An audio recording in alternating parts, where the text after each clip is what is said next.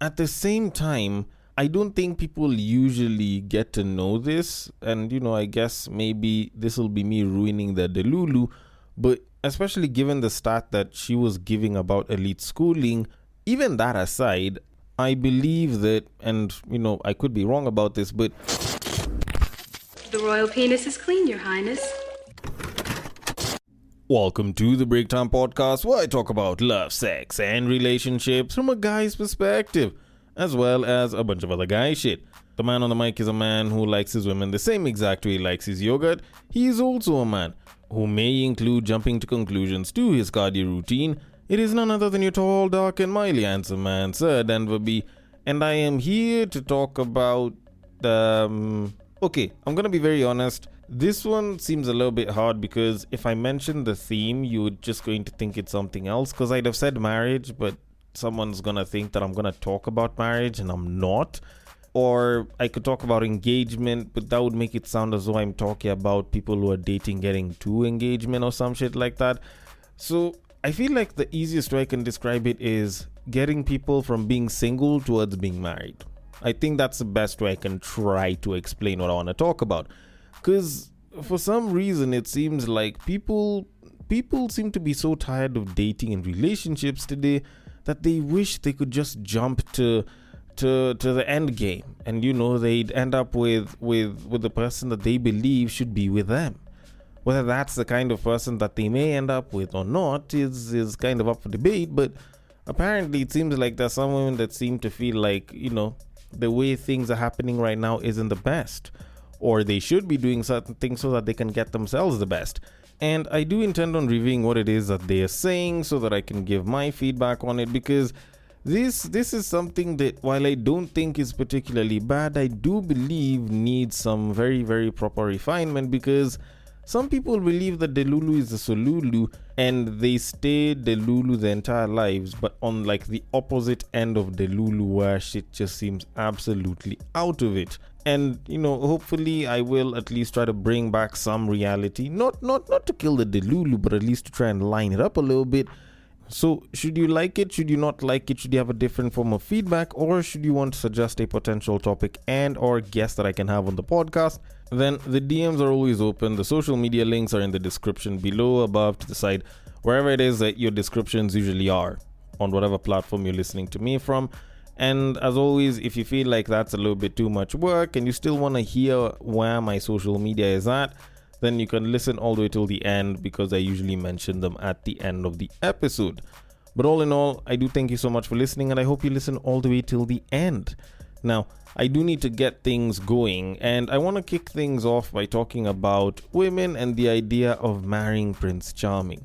Not necessarily Prince Charming being charming, but just the idea of marrying rich, marrying into proper wealth, and how there are some women who have basically gotten into the content creation game of talking about trying to nail down a high earning man.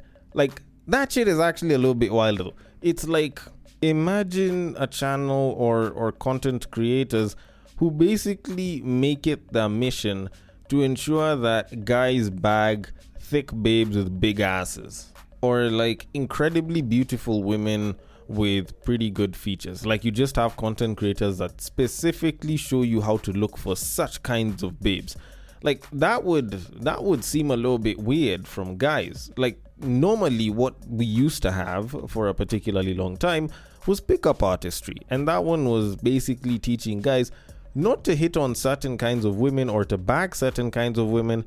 It was so that they could be more confident whenever it came to approaching women in general. And it would equip them with the tools such that they could go and approach these women and at least have some level of success, whether it is through being particularly flirty, looking good, or a collection of the above, and maybe in some instances, showing that you're a particularly resourceful guy. Like, those were things that guys used to have. But the fact that there's women that are not showing women how to bag a dude, but how to bag a high net worth individual or a guy that makes a shit ton of money or is born into wealth, is actually particularly wild. But, then again, to each their own, and considering that it has kind of become its own subcategory, I figured that there's probably enough women that actually do consider this kind of content particularly good, if not useful, if not, maybe at the very least entertaining. So I did find it particularly interesting that a lady who claims to have come from a wealthy family decided to hop online and basically say that whatever it is that these women are saying is actual bullshit.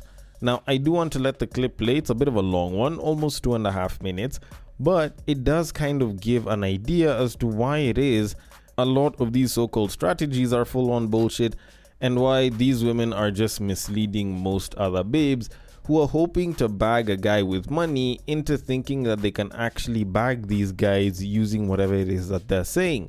So I'm just gonna let the clip play, then I can give my thoughts on it. So without further ado, yesterday I said that if my mom would listen to the Sprinkle Sprinkle or the Wizard list, she wouldn't end up marrying my dad who's rich today. And people lost it. One of the most popular comments was that I myself marrying a rich man. And would I marry him if he wasn't rich? No, I wouldn't. But I also come from a wealthy family, so the chances of me marrying rich were like 99.9%. And the reason why I believe that content like the Wizard list or Sprinkle Sprinkle makes women economically delusional is because I've always been surrounded by rich guys, and I've seen how they talk about women from middle class. They love communicating with delusional girls who listen to, for example, Sprinkle Sprinkle, because once a rich man DMs them, they look at it as like once in a lifetime opportunity, because they convince themselves that they will marry this rich man, and when a rich man reaches out to them, they're willing to do anything. And it's understandable because they wanna, for example, escape poverty. Those rich guys make fun of those middle class girls because they're extremely easy to impress. Because even the Wizard Liz, who has insane pretty privilege, was still impressed with a fucking Rolex or Birkin bag. I want to take care of you, like send me your bank account details or your PayPal. And then he sent me $10,000. And then I thought, wow. And everybody pretends that this content is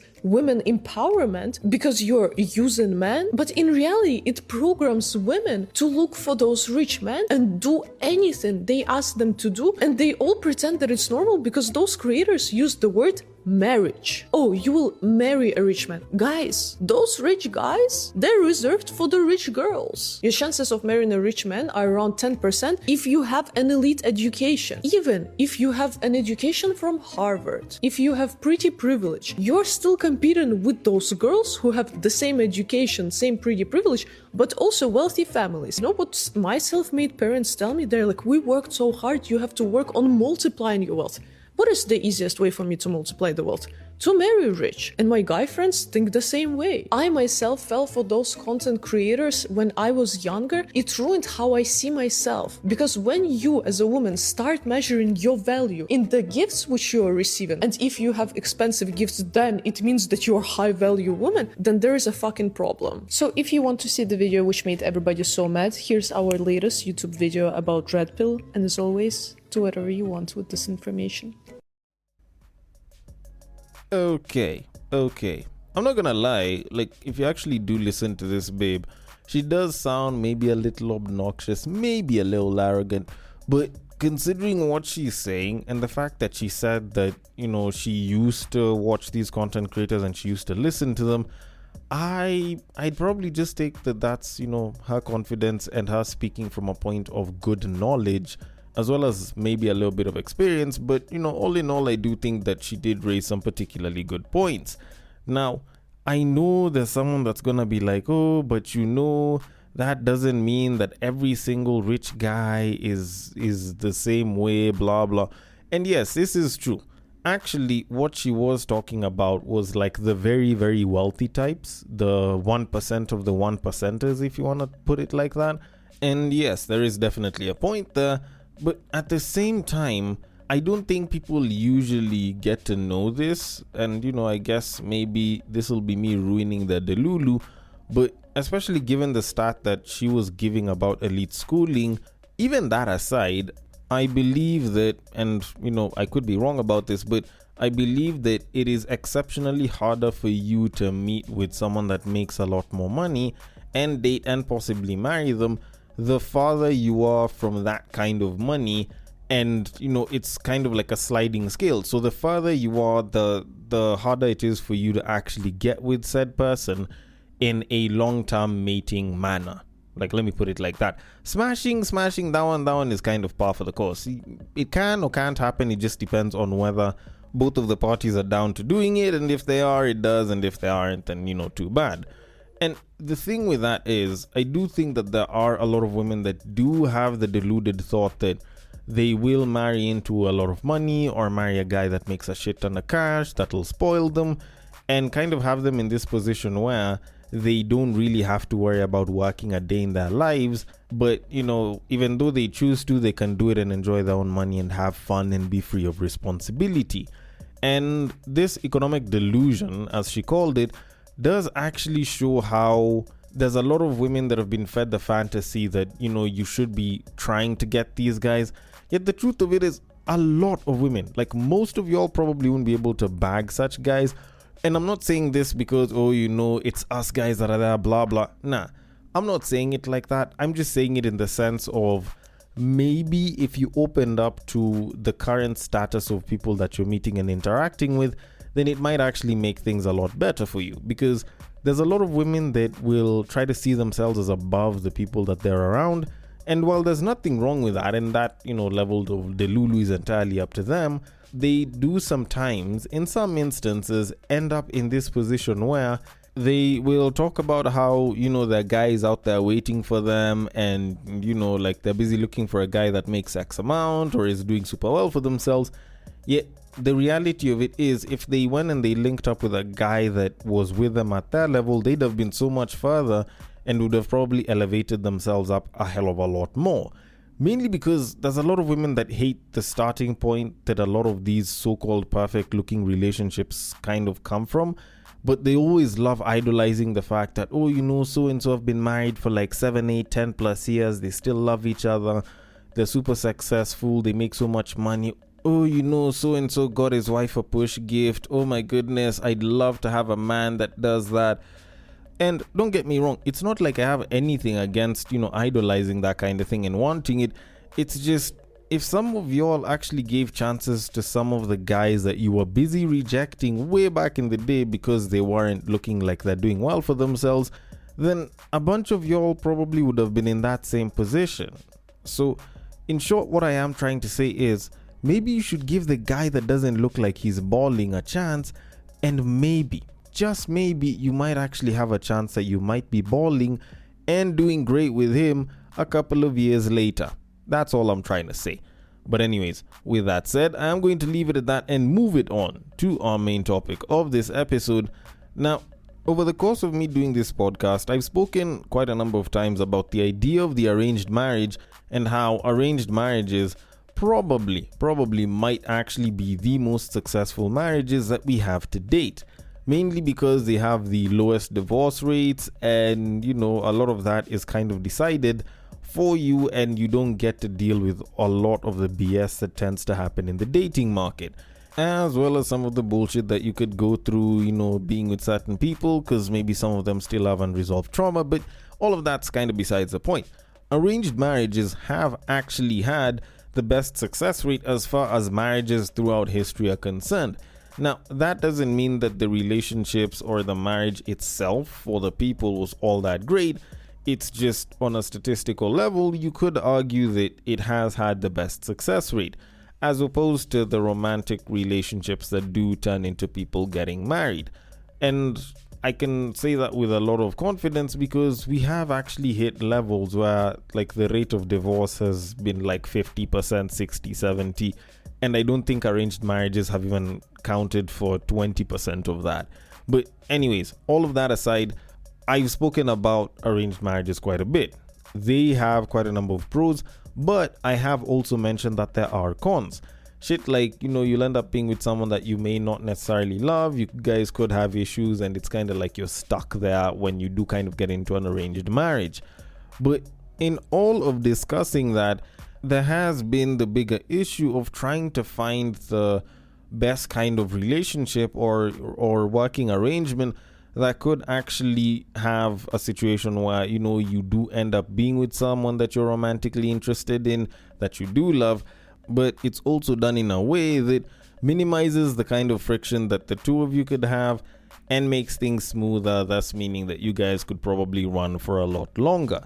That's kind of been like the amazing medium that most people would wish to have, which, to be quite honest, I do think that a lot of us have never really found that. But recently when I was on TikTok, I stumbled across a video where a lady was talking about some version of that, which I do feel could be a very nice, respectable medium. Now, what she was saying was that maybe, just maybe, we need to start involving our parents whenever it comes to our relationships, mainly because they can snuff out the red flags while we're still having puppy dog eyes and like still seeing them as this amazing person.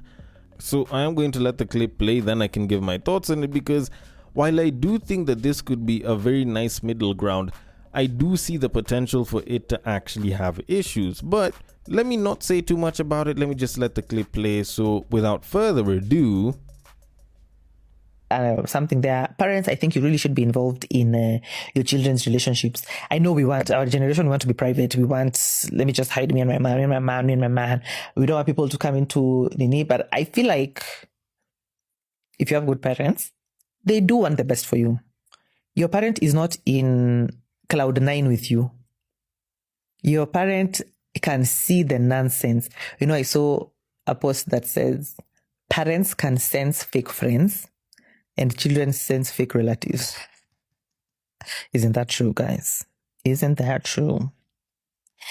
And so allow your parents, guys, to meet your partners so that they can tell you, hey, I was going to mulika someone's relationship here. But, your parents can tell you, hey, but even this guy, is even your type? Like, is he... Because later on is when you'll sit down and say, Okay. Particularly interesting sentiments there. And even more interesting is the whole, your parents can sense fake friends the way kids can sense fake relatives, which, you could argue it is particularly true. It's just, I do think that if you bribe the kids well enough, they probably won't be able to sense it. Just the same way I do think that parents can sometimes also be quite fallible whenever it comes to some of these situations. But I don't want to get ahead of myself, so let me cook, okay? Given what she said and the condition that she gave, which is, if you have good parents, then yes, you should involve them in your relationships. Do I think that it is true, or it is something that should be done a little bit more? In the simplest way possible, I'd probably say yes. Just mainly because if you do have good parents and they do want the best for you, they will most likely look for the best for you from the particular person that you end up with. So if it's someone with red flags, they can probably pick it up and, they'll probably figure out a bunch of shit. Also, they've had years of experience, so they probably know what a good relationship is supposed to look like, and they can probably advise you accordingly. Also, there's the instance where, they've just lived through a bunch of life, so they can probably figure out a fake person just by looking at them. And a lot of that does mean that whatever it is that was said just seems true. And if that was it, I'd probably be ending the episode here. It's just, there's a little bit more to this, and I don't know if some of y'all are gonna be very comfortable hearing it, but I kinda have to do it. Now, when it comes down to it, yes, under the simplest of conditions, everything that she said, particularly true. The problem is, a lot of times people actually forget that parents are just as human as us people. They've just had a little bit more time and a little bit more experience being human in their own kind of way. So there could actually be more to this, and it can actually end up sometimes hurting you if you involve your parents. Let me give you a pretty good example. There's instances where women are told, oh, you should be with this guy, he seems really good for you, blah, blah, blah. But while your parents are busy telling you that because they've met him and the guy seems like a great dude, this guy probably does something to you behind closed doors that you aren't comfortable talking about. But for the sake of keeping the relationship going, you seem okay with letting it go on. Or at least you're uncomfortable with it, but you can live with it. Kinda like that. So you go ahead, you're like, oh, I don't know if this is the right person that I should be with. Your parents don't know a lot of the intricate details because you're like, let me leave A, B, and C out of it. And so they're like, no, this is a great person, this is a great person. So you end up marrying this person, you realize a couple of years later that maybe I shouldn't have done this. Then, all of these problems can arise, or maybe you just end up an unhappy person. Also, you can find yourself in a situation where you do end up telling your parents that, but because of some bias or them not seeing it as too big of an issue, they're like, no, but that's okay, don't worry. If you do A, B, and C for your person, then such and such a behavior will probably go away. Of which, for some of the minor things it might, but for some of the things that just turn into much bigger issues down the road, it probably doesn't. So in some ways you could say that yes, this is a real thing and this is a good thing, but I don't think it applies with most, if not every, so-called good parent that's there. And the reason I say this comes down to about two main issues that I have with it. And don't get me wrong, it's not like I have a problem with it. I do think it is a particularly good idea if you have supportive parents that, look out for your best interests at all times. But let's be honest, this isn't a perfect world, and these aren't perfect people, so we might as well critique some of the issues that might come up. Now, of course, you might think you have great parents, good parents, but one of the things that a lot of people tend to forget sometimes whenever it comes to parents is the idea of biases and stereotypes, and how those biases and stereotypes can actually influence their desire for you to get a particular partner or not be with particular people. Okay, so this one tends to happen quite a bit on tribal lines, on race lines, and oftentimes you find that these are things that do happen quite a bit with people, even when you don't expect it to be a thing. So one of the easiest, most blatant ways that you find a lot of parents doing this is you find that because they want to keep, I guess, the bloodline within the same community, they advise you to not marry from outside, or they tell you that you should marry someone from your community. Now, you may not be interested in someone from your community, but you're like, you know what, but I care about this person, I really want to be with them. And they're like, no, like, they're not a bad person, it's just I don't think they'd make a good partner for you because they have this and this behaviors that is very specific to their community, which might not be very good for you, blah, blah, blah. And it's stuff like that they'll usually have an issue with. You'll notice this quite a bit with people whenever it comes to tribes. You'll notice this quite a bit whenever it comes to races as well. You may notice it whenever it comes to familial setups. So, for example, a father might tell their daughter not to be with a guy that's from a polygamous family because the guy might be pro-polygamy. A guy's parents may be against him being with a certain babe because she's from a single-parent family home. It's certain biases and stereotypes regarding such people, regarding such situations, that can make it particularly hard for your parents to make a conscious, or at least to make an objective decision on whether such a person might be a good fit for you or might be a good partner to you.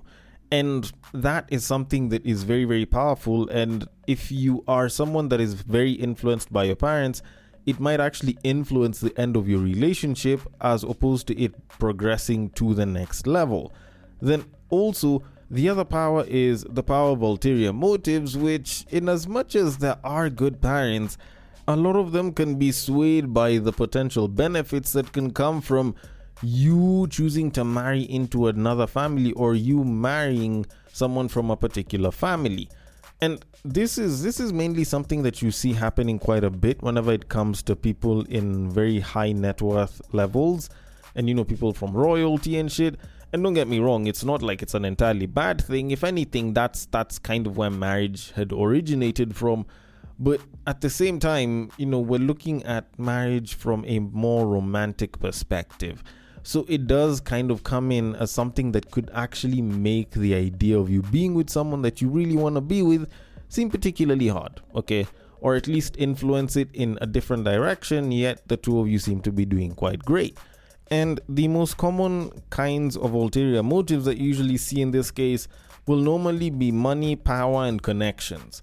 Those ones are usually the ones that a lot of people who might be trying to get married to someone may end up being influenced to go into a relationship or to get out of a relationship so that they can be with someone else, just for those particular motives alone. So, for example, you might find that there's a babe that has been having a very rocky relationship with a particular guy, but the guy is from a very wealthy family that's very connected and is pretty high up the social status ladder. And your parents might look at it and be like, oh shit, this could actually be very big for us in some direct or indirect way. So, of course, they'll be like, no, but just give him a chance. Oh, you two can work it out. You guys just need to come sit down. We can even talk to you. And the thing is, like, you might be thinking, oh, my parents care about us and they really want us to work out. Kumbe, your parents are looking at it and they're like, us guys want to be associated with that level of people, that caliber. And while it might seem like it's social climbing on one end, at the end of the day, like I said, a lot of marriages actually did work like this back in the day, where people were trying to join kinship at a much higher level so that they could preserve wealth, so that they could grow the wealth, and so that they could achieve even more power. So it is something that does happen, but can I say that it's a bad thing or a good thing? Honestly, I can't. Like, that's not really my place to say, but I do believe that it is something that can hinder your very good parents from making a very good decision, because that can actually just change things up a notch. But with that said, when you do kind of think about it, you kind of have to wonder, like, if you involve your parents, how far is it from an arranged marriage? Because arranged marriages have always been about involving the parents even before involving the people that are getting married. So when you bring the parents back, does it make it a little bit more of an arranged marriage? I'd argue yes and no, in that on one end you think about it, if it was an arranged marriage, you'd probably find that the two parties involved wouldn't really be trying to make it happen, and the most that they would have to do as far as getting the entire process going is reaching out to their parents so that they could make it happen. So on that case, you can say that it's not an arranged marriage, but the fact that the parents are being involved might actually mean that the parents might choose to start relating with each other, and that could actually move it towards being an arranged marriage. But either way, when you think about it, it could be, if it works out particularly well, a very happy middle point that can actually mean that you don't necessarily have to have an arranged marriage, but you can still end up with a partner that you can probably do a whole lot of life with. But with that said, the main question really is, should you involve your parents? And to kind of conclude all of this, what I am trying to say is, yes, to some degree, but you don't necessarily have to. Now, don't get me wrong, involving your parents is a great idea, but only if you're lucky enough to have great parents. And while that might seem like some people, I don't think it applies to everyone. It might be a good idea either way, because, maybe they just might be able to snuff out a lot of the bullshit that's out here. But at the end of the day, the final decision will always depend on you. So, while it's not a bad idea, and, it might not be the greatest idea, I do think there is quite a bit of merit to this. But then again, maybe I might be looking at it from a bit too critical of a point. Maybe I am being too critical on the fact that parents are human. Maybe I could be wrong, but either way, I want your thoughts on it. The DMs are open on IG. It is at the Breaktime_podcast. On Facebook, it is at the Breaktime Podcast. On X, it is at Bagaka the D. And on Bluesky, it is at the BreaktimePod.bsky.social. Thank you so much for listening all the way till the end, and I will catch you guys on the next break. But what I believe is that if you put a pastor and a prostitute in one room, one is likely to convert the other.